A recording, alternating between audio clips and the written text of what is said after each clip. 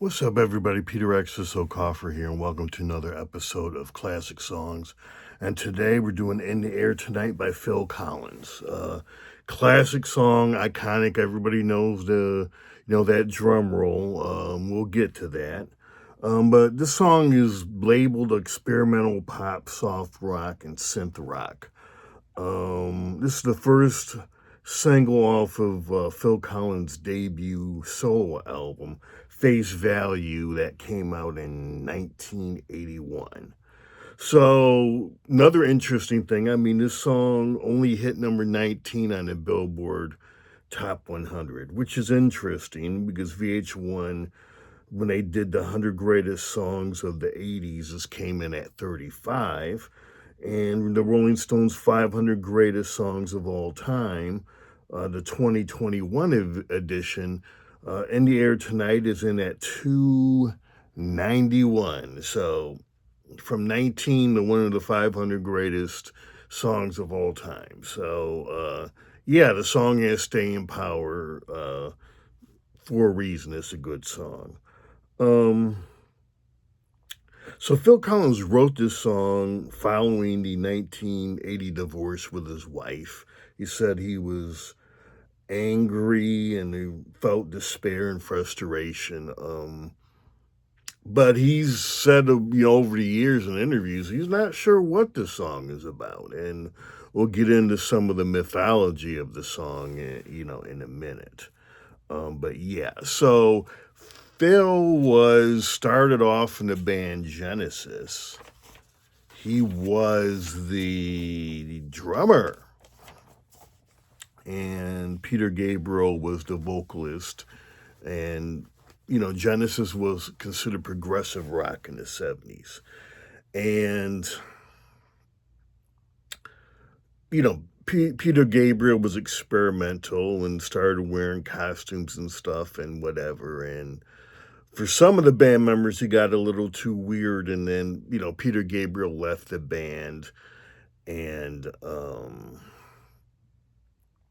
Phil Collins went out front and became the singer. And so one of the interesting things, the 80s Genesis was not prog rock. And in some ways, the deeper you get into the 80s and approaching the 90s, for me, it was hard to tell the difference between Genesis and Phil Collins because the sound kind of, went together. It was a little more, Genesis became more pop. But then, a lot of bands, rock bands and even funk bands, get more pop, and funk bands get less funky, as they age. But interesting there. So one of the interesting things, coming out of Phil Collins' background is as he played drums for Led Zeppelin at Live Aid in 1985. And I forget what they were raising money for.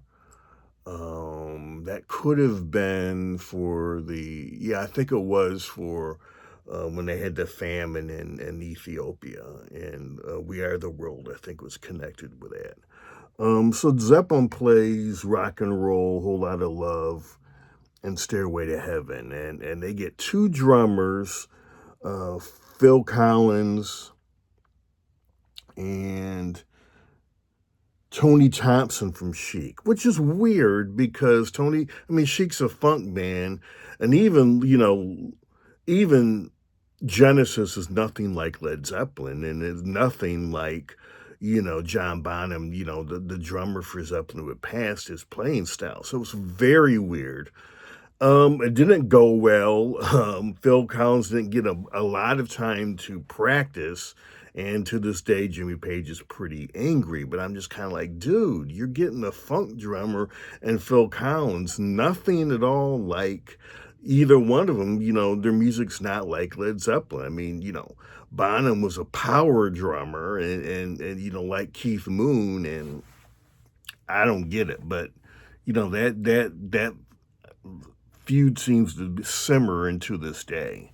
But anyway, a little background. So, interesting. I got some good background because, I love the gear. But so, the chords on this is played on the sequential circuits Prophet 5, which is from the late 70s. That's an all-time classic analog synthesizer, and I have a digital recreation on the iPad that I used on a couple songs, and I really love it. The song is done in D minor, 96 beats per minute. There was a vocoder used in the song as well. Here's where it gets interesting. So there's a drum machine, and Phil Collins also plays drum in the song. So the Roland CR78 was the drum machine, and the actual drum pattern was disco pattern too. I've seen a couple of on YouTube, a couple of demonstrations on the CR78. It was pretty primitive. I think the CR78 came out in 77 or 78. It's a little wood box. It's very primitive, and I couldn't even figure out how you would program that. It sounds like it was a preset drum pattern that he used. So, the mood in the song, restrained anger until the end. Then, there's the iconic drum roll, and then the emotional singing. So it's kind of a crescendo, and the tension builds throughout the song. And then, after the drum roll and the emotional singing, there's kind of that release. So that goes back. Classic rock was good to this. That whole crescendo and the build up of tension and the release. That all goes back to classical music, and you know, uh, classic rock was very good at incorporating on the sly elements from classical music. Um,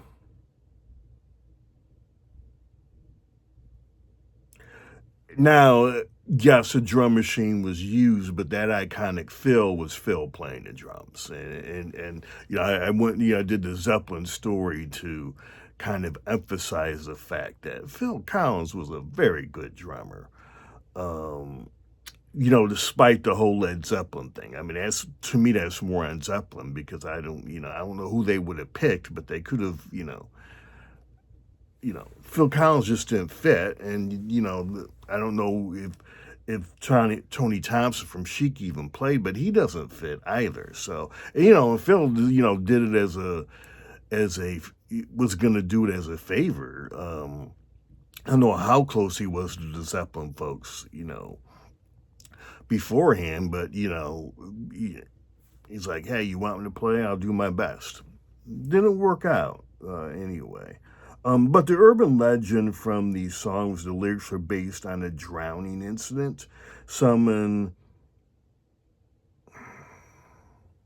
was close to the drowning incident and didn't help, and Phil Collins was not close. He was too far away to help, and he wrote a song about it. Nothing to that. I mean, that's the biggest sort of urban legend with the song, but it's not true.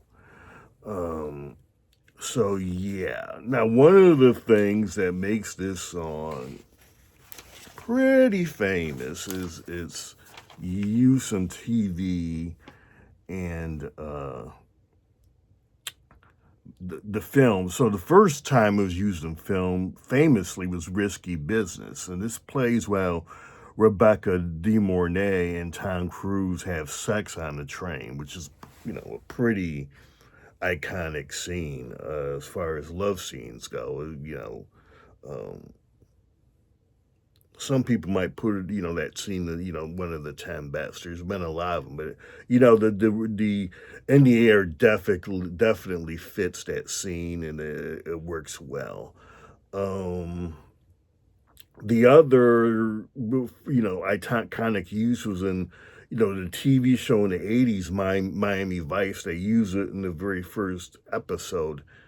That wasn't the last time they used it. I mean, when you think, they used In the Air Tonight multiple times during Miami Vice, and, it was purposeful. I mean, Miami Vice was kind of, um,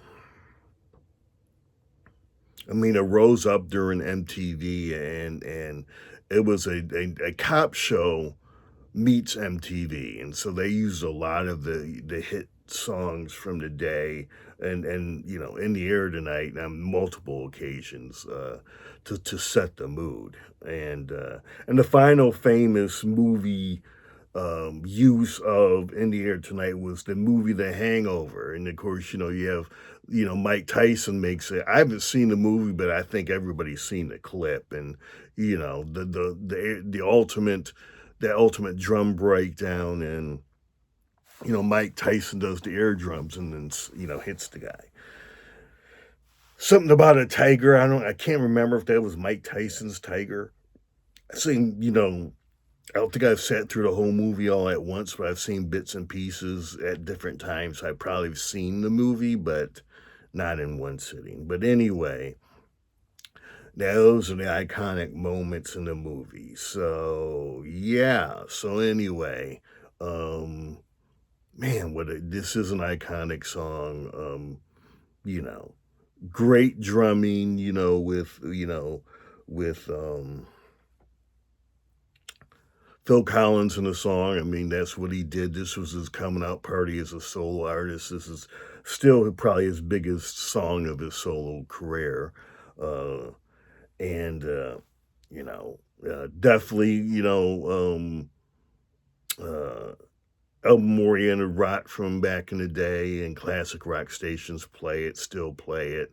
The classic rock station on your cabled system is still rocking this too. So anyway, let me hit this close. Thanks for coming through.